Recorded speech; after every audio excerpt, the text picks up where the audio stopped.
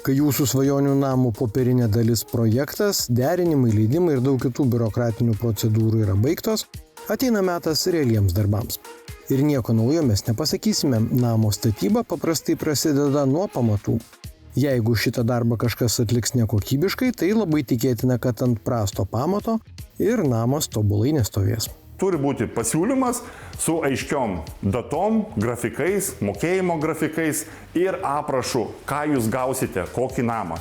Ryšim su tuo aš pasirinkau tokią įmonę, jūs žiūrėdami laidą Statybų gidas ateityje jas pamatysite ir tikrai su gerom rekomendacijom. Visų pirma, pamatai prasideda nuo sklypo, kaip sakant, paruošimo, grunto pasiruošimo. Visų pirma yra nukasamas augalinis sluoksnis, kur bus pamato pozicija. Tada yra ašiūrų nužymėjimas vyksta, polių sužymėjimai. Vakaro gatvėje iškilsiančiame mikrokvartale realūs darbai jau irgi prasidėjo. Čia gruntas yra dėkingas vystytojams. Gręžiam atvirų būdu, pirmą išsigręžė, įsidėjo polių karkasą, užsibetonavom viso, o antra eiga buvo smėlio užpilimas ir tankinimas, tai kitaip čia tariant būtų pagrindų pasiruošimas. Pasiruošus pagrindus yra pradedami kloti klojiniai, pamatų klojiniai. Vakaro gatvėje yra pasirinkta iš EPS 100 puto polistirelinio plokščių klojiniai. Karkasas yra numatytas iš armatūros 14 diametro.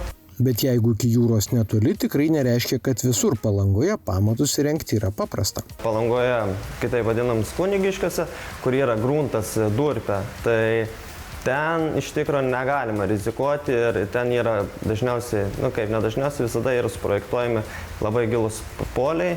Ten jau yra gręžiamas su CFAG technologija, tai čia yra gręžimo ir betonavimo technologija.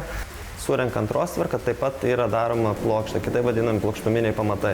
Kadangi jei tos plokštės ten nebus, o durpė yra gan minkštas pagrindas, tai gali ir pamatas pasėsti ir vieną ir kitą pusę. Ir vėliau ten atsiranda, kurie nedaro plokštuminių pamatų, tai vėliau skundžiasi sienų įtrūkimais ir taip toliau.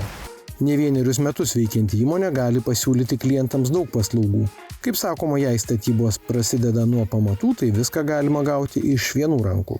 Jeigu tu iki galo gerai nepasidarai, po to vis tiek reikės dasidaryti. O kai atvažiuoji iš vieno karto viską pasidarai tobulai ir sutaupo žmonės pinigus.